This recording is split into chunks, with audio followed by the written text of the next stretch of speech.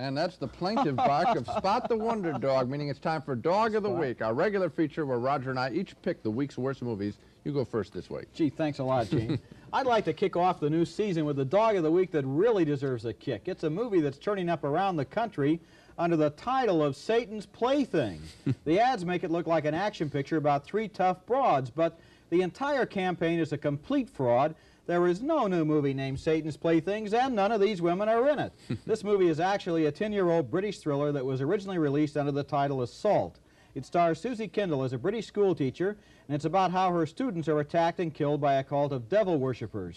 This is a great new trick, taking movies that were dogs in the first place under their original titles, then ripping us off again under new titles. My dog this week is an old-fashioned Western called The Mountain Men. It's amazing these days to find a new movie that's so unashamedly racist about the American Indian. In this film, Brian Keith and Charlton Heston play a couple of fur trappers who fight the Indians in 1830 Colorado. An Indian squaw falls in love with Heston even after he smashes her in the face with his rifle butt. An old Indian wise man is portrayed as a lecher who lusts for young girls, and an Indian warrior takes down his pants in battle before he's shot in the butt. The Mountain Men is a boring, long-winded, racist film. Other than that, it's awful. I think you don't like it, Gene. Right. Hold on, Gene. I don't think the movies are going to get any better. Here's Spot the Wonder Dog leaping into the balcony to help track down the Dogs of the Week, a regular sneak previews feature where we each choose the week's worst movies. Well, my dog this week is another one of those attacks on women pictures we've been getting lately. I don't blame you, Spot. They're horrible. It's called He Knows You Are Alone, and the killer in this one is a psychotic who preys on brides-to-be. It seems this guy was jilted once, and now he's on a rampage, surprising one victim in a house of horrors. This movie is really depraved, playing up to the sickies in the audience who like to see independent women stabbed to death. Can't get a woman to do what you want, then rape her, beat her up. She won't fight back. That's the perverted message of He Knows You're Alone. You know, sometimes our dogs of the week are laughably bad. This one borders on being evil. Gee, my dog this week is not very laughable either. It's a really offensive, tasteless, and artless piece of garbage named Caligula, which was produced by the publisher of Penthouse magazine, Bob Guccione. Caligula opened in New York 8 months ago, but its distribution got held up by an obscenity trial in Boston, and it's only now going into national release. Caligula stars several prestigious British actors, John Gielgud, Peter O'Toole, Malcolm McDowell, but Gielgud and O'Toole are only on the screen for about 20 minutes, and I'll bet McDowell, as Caligula, wishes he were too. That way he wouldn't have to be in the rest of this violent, nauseating, and sickening mess that rewrites Roman history as a nonstop orgy of perversion and sadism. Hold on, Gene. Here come some more movies that don't work, and here's Spot the Wonder Dog leaping into the balcony, ready to sniff out the Dogs of the Week, the week's worst movies. Well, my dog this week is a shoddy thriller called Nightmare. A bunch of California college kids off to Mexico on a lark bump into some high-powered drug dealers led by Ray Milland and Peter Graves. The drug dealers' henchmen are portrayed in racist images as slobbering, greasy Mexican, and in short order, they shoot one of the college boys and rape his girlfriend. The rape is reenacted in slow-motion replay. This is a cruel little thriller that moves at a snail's pace. I knew I was in trouble when the kids in the film sang an entire song around a campfire, and then one of the Mexicans sings another entire song and repeats the chorus 3 times. That's known as padding a movie. Awful. My dog this week is called Bloody Friday, and it's a very badly dubbed imported film from West Germany about a gang that holds up a bank and takes the customers hostage. Judging by the cars in this film, I'd say Bloody Friday is about 10 years old, and it certainly hasn't aged well. Bloody Friday is a rehash of tired old bank robbery cliches, the screaming hostages, the frantic gang leader, the competent cops. Also badly dubbed, they sound as if they're phoning in their dialogue from the bottom of a well. I found Bloody Friday way down at the bottom third of a triple bill of El Cheapo Sleazo exploitation garbage. And the point I'd like to make is, anytime you can see 3 movies on the same bill in the same movie theater, especially at a so-called bargain price, the odds are almost overwhelming that none of the 3 movies are going to be worth seeing. Hold on, Gene. I think it's time for a change of pace back to depressing movies. Yeah. Here he is, Spot the Wonder Dog, back again this week, leaping into the balcony to help us dig up the Dogs of the Week, the week's worst movies. Well, my dog this week is another crazed stabber movie called Schizoid, the story of a Los Angeles slasher who writes to a newspaper lovelorn columnist and threatens to go on a killing rampage, which he or she does, and it's our job to guess who the killer is. Frankly, I didn't feel much like guessing. The various and bloody knife attacks and scissor attacks in this movie has, as you might expect, primarily women as victims, and having one woman after another scream in terror is this film's tired old, sick specialty. Although Schizoid has been well photographed and does star Klaus Kinski, a fine European actor, Schizoid is still, at its core, a cheap slasher movie that deserves to be labeled just what it is, a dog.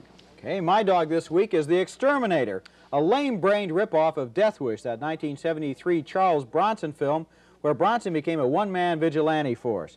The Exterminator stars Robert Ginty as a guy who goes berserk when a youth gang kills his best buddy. First, the Exterminator guns down the youth gang. Then he really gets vicious. He goes after one guy with an acetylene torch. Then he drops a mobster into a meat grinding machine and turns him into hamburger. As if this isn't bad enough, the movie also has to make detours into sleazy Times Square sex parlors that have nothing to do with the story. If the Exterminator really wanted to perform a service for mankind, what he ought to do is self-destruct. You know, I think after week people hear us do these dogs, they wonder if we really go see them. We do go see these pictures. Oh, do we ever, right. Well, that may be the last good movie on this show, Gene, because here's Spot the Wonder Dog leaping into the balcony to chew up the dogs of the week's worst movies. Well, my dog this week is the movie The Day After Halloween, and as best I could tell, this film had absolutely nothing to do with Halloween or November 1st. It's an Australian film about a poor working girl who gets involved with some high flyers in the modeling business. She ends up being chased by, get this, an old boyfriend who drives a Mr. Whippy ice cream truck, a middle-aged lesbian model, and a kinky old movie producer who likes to take dirty pictures. The Day After Halloween has some nice special effects, but at its core, it's really nothing more than yet another lurid little thriller about a young girl cowering in terror. Avoid this one. Well, a couple of weeks ago, we devoted an entire program to the disturbing new trend of movies that make sport out of violence toward women. That sick trend continues this week with a new exploitation film named Cheerleader's Wild Weekend. The movie's about the hijacking of a school bus filled with 3 squads of cheerleaders, and they're held captive by a gang of half-witted kidnappers. The movie alternates between lame-brained striptease contests and scenes of brutality and rape. This movie is vile. It's totally sick in its attitude toward women, and especially in the moronic premise that being kidnapped makes for a wild weekend. Good point. And now it's time for Spot the Wonder Dog and Dogs of the Week, where Roger and I each pick the week's worst movies. Well, gee, my dog this week is a real bottom-of-the-bucket item named Walk of the Dead about some zombies stealing bodies for blood. Now, I don't even know what country this movie is from. It's supposed to take place in London. That means they show you a British taxi cab walking past every once in a while, or driving past, Right. But the characters live in Italian palazzos. They eat mostaccioli all the time. They speak in dubbed English, and the street signs in English are subtitled in Spanish. This movie has something for everyone. Every once in a while, the whole screen, though, is taken over by a big red sign that says, shock notice. Now, that's supposed to warn you about a violent moment coming up, but since the shock notices come after the shocks, however, what they really do is warn you that you just missed one. For example, a guy in this movie cuts his own throat, and then it says shock notice, and then we cut back to the guy, and what do you know, sure enough, his throat is cut. Really Sounds brilliant. awful, but Right. funny, I think. My dog this week is a hound from summer that refused to stop barking. It's Battle Beyond the Stars, a science fiction film that is mostly a Star Wars ripoff and partly an imitation of the Magnificent Seven, with Richard Thomas as a space adventurer who tries to save the universe from being overrun by a madman, of course. Thomas recruits the help of weirdos from all over the universe, including a cowboy played by George Peppard. Beyond the Battle of the Stars is really not original, not entertaining. It's just another watered-down version of Star Wars, ripping off kids who hunger for more of the real thing. Well, now here's someone who's been on the lookout for some bad films all week. Spot the Wonder Dog. Time for Dog of the Week, the week's worst pictures. Okay, Gene, my dog this week probably scared the wits out of you, Spot, because it's not a dog. It's an alligator, and it's 40 feet long, and it's mean as hell, and you'd be too if you had to spend your life in the sewers of New York City. The movie is called Alligator, and it's inspired by that ancient folk legend, everybody's heard it, about how little kids would flush their pet alligators down the toilet, and how the alligators would grow up to enormous size down there in the sewers. Well, the movie's plot is very simple. People creep through the sewers, and the alligator springs out at them and bites them. Occasionally, there's a little variety, like when the alligator crashes up through a sidewalk that's supposed to be cement, and the sidewalk looks more like rubber to me. Come to think of it, so does the alligator. Okay, we'll skip that. My dog this week has the stupid title, If You Don't Stop It, You'll Go Blind. That's right. It's a sex comedy. Whoa. And it was made 6 years ago, and it's being passed around still to various cities. The film is a series of short sketches involving tired old sex gags. The naked men and the naked women in the picture are mostly ugly, and the print of the film I saw was full of scratches. Now, a lot of people hear the title, If You Don't Stop It, You'll Go Blind, and think it's going to be some cute evening's racy entertainment. But forget it. This old picture is going to ruin your entire night. Sounds pretty bad.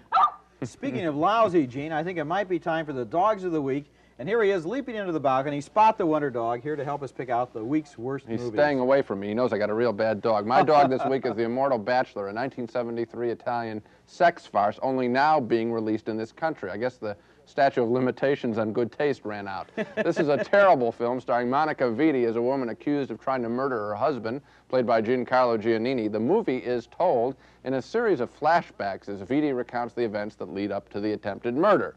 Well, there's lots of screaming and yelling in the picture, that standard kind of Italian movie, screaming and yelling. This movie's a mess. It tries to bait us with a suspenseful ending, but we can figure it out in the first 10 minutes. In short, The Immortal Bachelor is a movie you can safely live without. I wish I had lived without it, Gene, but unfortunately I saw it too. But my dog this week, it is awful, right? My dog is a slimy example of the cinema of the grotesque called Mother's Day. It's about a crazy old woman who lives in a garbage-filled shack in the wilderness with her animalistic sons, and the boys spend their nights pouncing on female campers and dragging them back home to Mom, where we get gruesome scenes of torture and perversion. Why do people make movies like this? Why do people go to see them? I don't know. Mother's Day is a reprehensible exercise in depravity, and it stinks. Okay. Well, here's some films to look out for, but for a whole different reason. Spot the Wonder Dog. Time for Dogs of the Week, where we each pick the week's worst movies. Well, Gene, my dog this week is called Invincible Devil, or at least the print I saw was titled Invincible Devil. What the movie is really called is anybody's guess. You know you're in trouble when you walk into the theater and the movie starts with a hand-lettered title card that's flashed on the screen while they play the same music they usually play for that sign that says, "Ladies, hang on to your handbags. Your cooperation will help lessen their chances of being lost," right? After the title came off, the movie announces, "This is the first film ever made in stereophonic sound." Now, that would have been more impressive if the movie had been made in stereophonic sound, but it was not. Apart from that, Invincible Devil is another interchangeable kung fu movie with one new twist. At one point, the hero is attacked by 6 guys who clang cymbals together in his ears. Now, if they'd been in stereophonic sound, they might have been invincible. Good addition there. Well, let's ring out the old year with my dog of the week, New Year's Evil, yet another mad slasher movie.